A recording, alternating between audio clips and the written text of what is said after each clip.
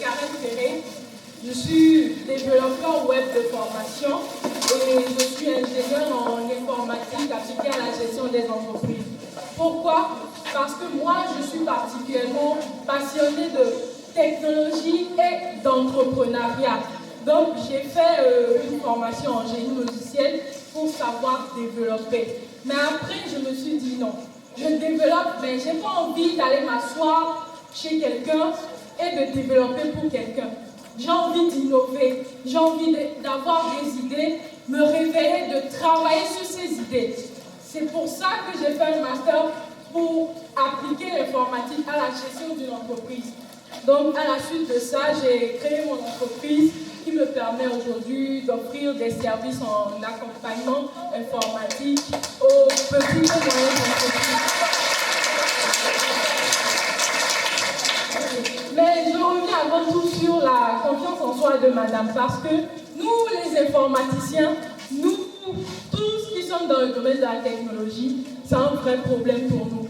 Parce que quand il s'agit de s'asseoir, de créer une application, de coder, on est très fort. On est très fort à être dans notre bulle, à créer quelque chose. Mais après, il faut présenter. Après, il faut être différent. Parce que la concurrence aujourd'hui, elle est rude. Mais maintenant, il faut se démarquer. Et c'est par la confiance en soi. C'est par ma manière d'expliquer mon projet, ma manière de montrer que je crois en mon projet. C'est ça qui fait qu'on dit, ah, lui, on le suit. Lui, on ne peut pas le suivre. Donc la confiance en soi, c'est très important, surtout dans le domaine de la technologie. Donc dites-moi, entre vous, qui veut entreprendre ou qui veut être dans le domaine de la technologie? Plus de mains, j'aimerais que ce soit toutes les mains. Oui, parce qu'aujourd'hui, en termes de technologie, il n'y a pas de barrière. J'ai entendu dire, il y a une tata qui a dit qu'elle est couturière, je pense. Je peux te dire aujourd'hui que les grands informaticiens, les grands développeurs web, ceux qui causent des problèmes au système informatique créés par les gens qui sont vraiment allés à l'école, n'ont pas fait de cours d'informatique. Ils sont autodidactes et aujourd'hui, ils arrivent à faire de grandes choses. Donc tout le monde aujourd'hui peut embrasser le domaine de la technologie. Donc, pour en revenir au terme d'aujourd'hui, filles et femmes et intelligence artificielle, on va d'abord commencer par qu'est-ce que c'est que l'intelligence artificielle? Qui en a déjà entendu parler, dites-moi? Qui a déjà entendu le terme intelligence artificielle? Personne? Ok. Pour parler d'intelligence artificielle, je vais vous donner des définitions. Pourquoi? Parce qu'on nous a habitués, quand on est au lycée, à nous donner des définitions très techniques du genre. C'est l'ensemble des théories et des techniques. Je sais que ça, vous maîtrisez bien. Donc, je vais quand même vous passer par là, mais après, vous donner la définition plus simple pour nous, les jeunes. Donc, c'est l'ensemble des théories et des techniques qui permettent aujourd'hui de permettre à une machine de simuler l'intelligence humaine. Maintenant, si on revient entre nous, c'est tout simplement de permettre à une machine de pouvoir raisonner comme un être humain, de pouvoir acquérir des connaissances. Parce que l'être humain a cette capacité-là tout au long de sa vie d'apprendre, d'acquérir et de se perfectionner. Donc on montre à la machine de pouvoir faire ça, de pouvoir acquérir des connaissances, de pouvoir perfectionner ses connaissances et de pouvoir même traiter ses données. Donc, maintenant, dites-moi, de cette définition un peu plus terre à terre, est-ce que vous avez quand même cerné? Est-ce qu'il y a quelqu'un qui veut me refaire ma définition en ses propres mots pour que je sache que vous avez vraiment compris ce que c'est que l'intelligence artificielle? Personne? Ah, ok, attache.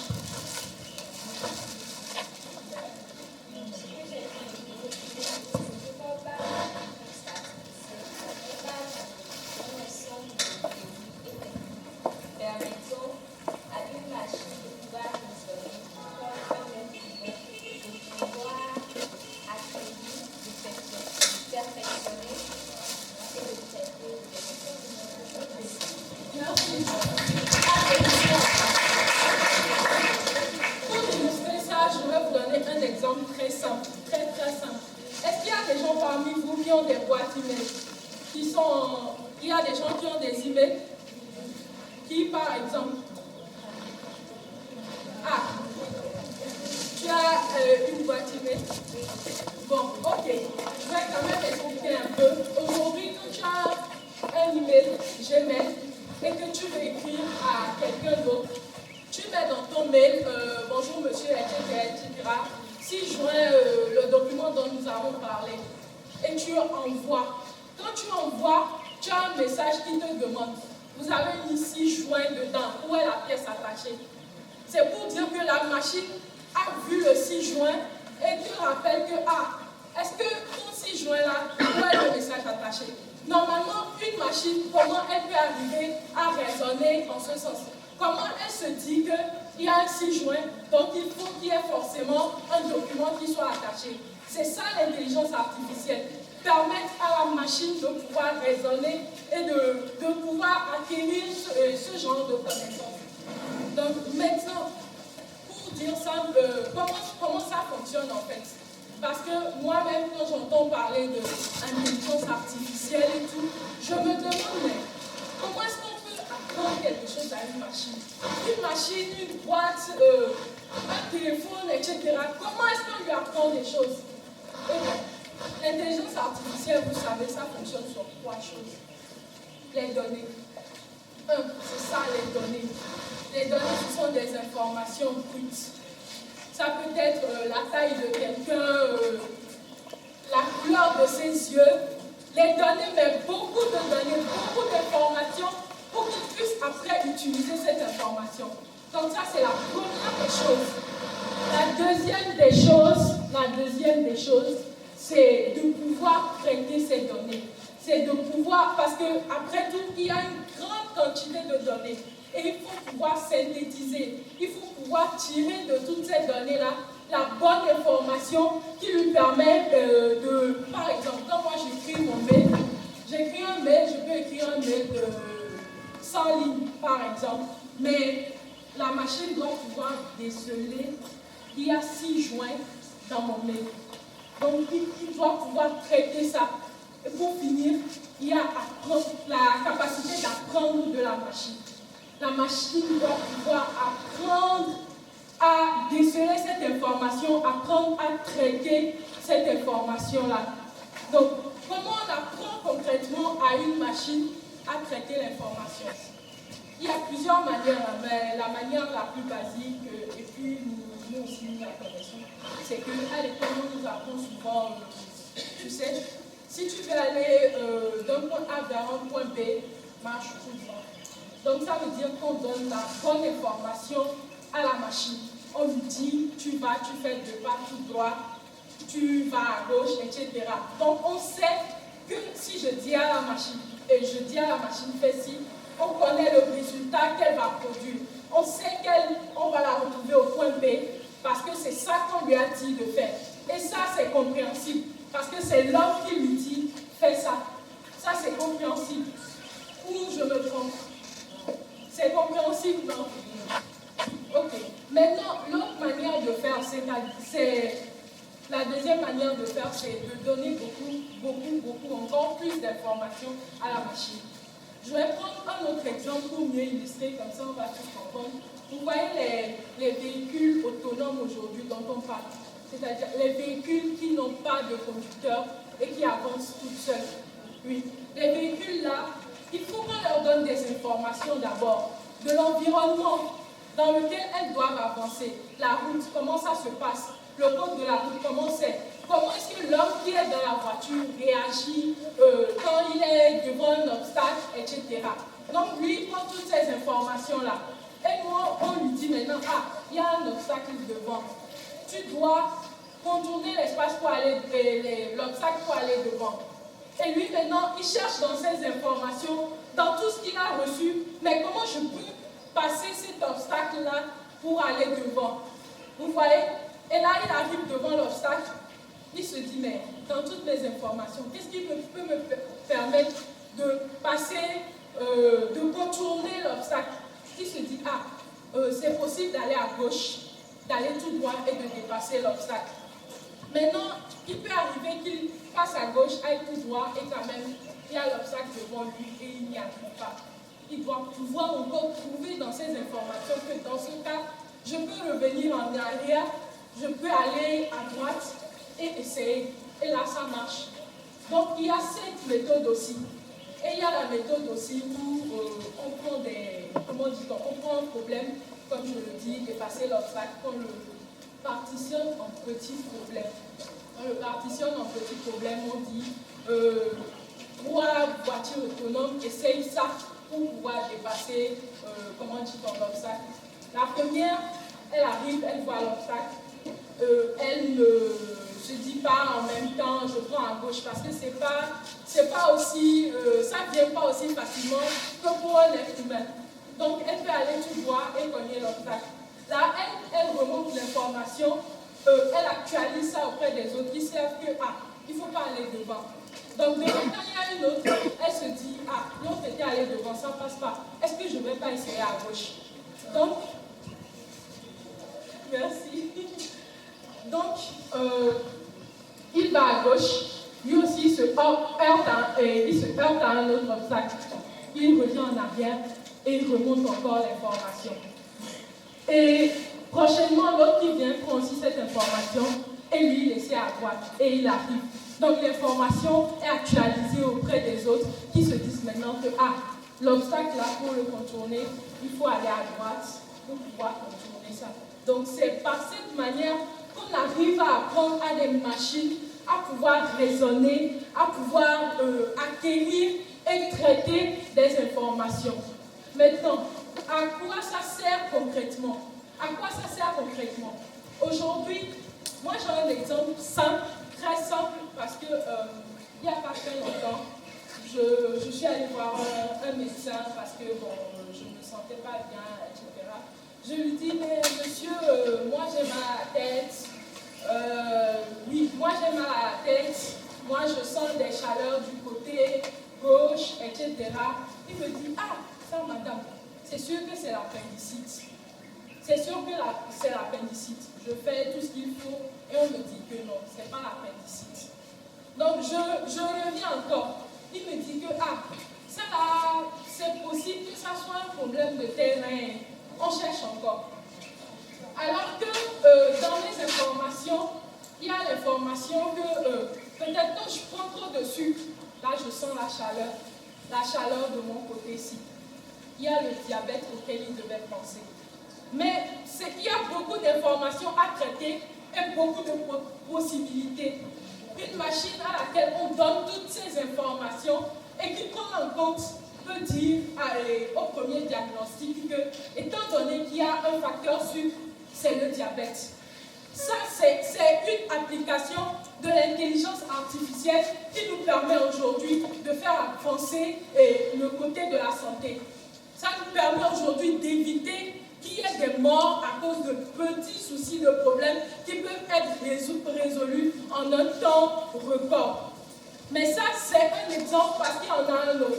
Moi, je dis, beaucoup ont montré leur smartphone aujourd'hui. Souvent, sur moi, mon smartphone, je vois, la météo qui me dit, demain, il va pleuvoir. Demain, il y a le soleil. Comment ils savent ça? C'est pas encore arrivé. Ils savent ça comment? C'est pas à cause d'informations qu'il a, et qu'il prévoit que, l'autre fois, comme il avait plu, il avait fait comme ça, le soleil était ici, la lune était ici, comme ça va se passer demain, donc il va pleuvoir. C'est ça, et ça te permet à toi, quand tu vois ton portable, de te dire que, demain je sors, je prends mon parapluie, ou je sors en décontracté parce qu'il fait trop soleil. Il y a beaucoup d'exemples comme ça. Il y a je ne sais pas si vous... Est-ce que vous allez sur Internet? Vous utilisez Internet, vous y faites quoi? Vous y faites quoi? Qui peut me dire ce qu'il fait sur Internet? Tata qui sourit, Tata, oui, très joli, très clair. Derrière toi. Oui. Qu'est-ce que tu fais sur Internet? Tu fais des recherches. Comment tu fais ça? Je fais des recherches sur les dates qu'on avait fait. Oui, tu cherches ça ou comment tu procèdes en fait, c'est ça que je veux savoir. Ah ok, donc tu connais Google. Et tu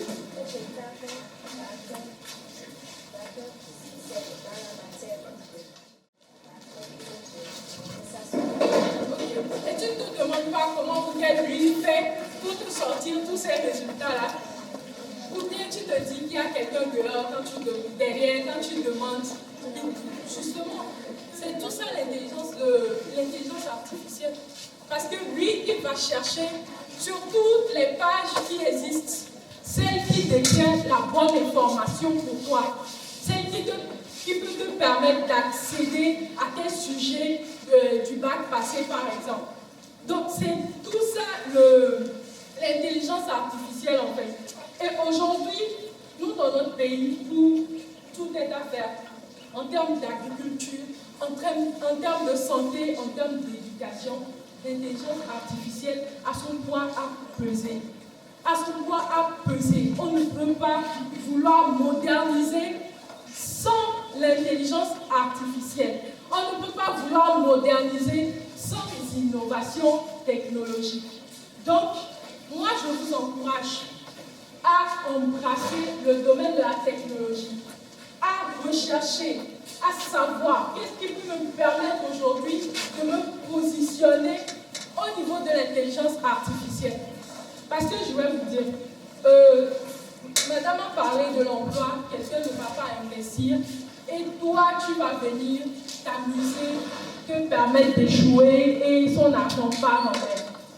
Aujourd'hui, contourner ça, je ne vais même pas contourner parce que la meilleure solution aujourd'hui, c'est de créer soi-même son emploi. Toi-même, tu crées ton emploi. Toi-même, tu crées ton emploi. Et là, tu es sûr que tu peux te permettre d'échouer, de recommencer et d'y arriver un jour. Parce que, bon, entre parenthèses, dans moi, ma vie d'entrepreneur, j'ai eu beaucoup d'échecs. Je suis sûre que M. Brice le dira, il a eu aussi beaucoup d'échecs. Mais on se permet de se relever, on se permet de recommencer. Et aujourd'hui, l'intelligence artificielle vous permet de vous positionner sur ce secteur. Pourquoi? En Amérique, dans l'Occident, c'est sûr, ils ont des systèmes intelligents. Mais ces systèmes intelligents ne sont pas appliqués à nous, notre situation. Ce n'est pas appliqué à nous. Ils ne peuvent pas prédire nous, comment dit-on, quand le soleil arrive, ils ne peuvent pas te dire que demain, non, c'est mieux pour toi de cultiver. Pourquoi? Ils ne sont pas dans la condition, ils ne savent pas comment ça se passe. Donc c'est à nous d'apporter cette donnée-là. C'est à nous de permettre que ces systèmes intelligents passent avec nos données et nous permettent de moderniser tous ces secteurs-là.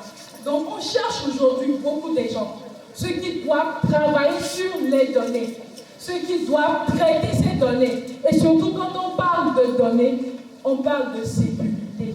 Donc on a besoin aussi de ceux qui seront dans le domaine de la sécurité. Mais je dis tout ça, j'espère que ça ne vous fait pas peur les filles. Parce que ça ne doit pas vous faire peur. Ça ne doit pas vous faire peur. Aujourd'hui, il y a beaucoup de gens qui sont là, qui sont prêts à vous accompagner, qui sont prêts à vous donner les outils pour pouvoir vous épanouir dans le domaine de la technologie. Moi-même, je le dis tout le temps quand je passe devant une audience où il y a une fille. Je dis, tu as envie d'être dans le domaine de la technologie, tu as envie d'y entreprendre, trouve-moi. Si je ne peux pas te donner la bonne information, au moins je sais vers qui te diriger. Comme ça, je suis sûre qu'on aura plus de filles dans ce domaine. Je vous remercie. Bonjour, moi c'est Perret Carrel, je suis informaticienne de formation et je suis là aujourd'hui pour animer le panel L'intelligence artificielle pour le développement du Togo. J'ai eu à échanger avec les jeunes filles des lycées techniques d'Adido Gomé, du lycée Essor, et j'ai beaucoup aimé la participation des jeunes filles qui ont pu, je le pense, comprendre un peu l'intelligence artificielle, l'importance de l'innovation technologique dans le développement de notre pays. Beaucoup m'ont certifié que cet échange leur donne envie d'embrasser les filières technologiques et je pense que c'est quelque chose de vraiment important parce qu'aujourd'hui on a besoin d'avoir plus de femmes dans le domaine de la technologie, on a besoin de plus de femmes qui innovent. Donc je suis vraiment ravie de ce moment partagé avec elles et j'espère que celles qui n'ont pas pu être là aujourd'hui auront la joie ou le bonheur de pouvoir échanger avec l'équipe de Spark Group qui est à l'origine de cette initiative pour qu'il y ait encore ce genre d'échange, qu'il y ait encore ce genre d'initiative qui puisse inspirer les filles à pouvoir avoir envie d'innover dans le domaine de la technologie.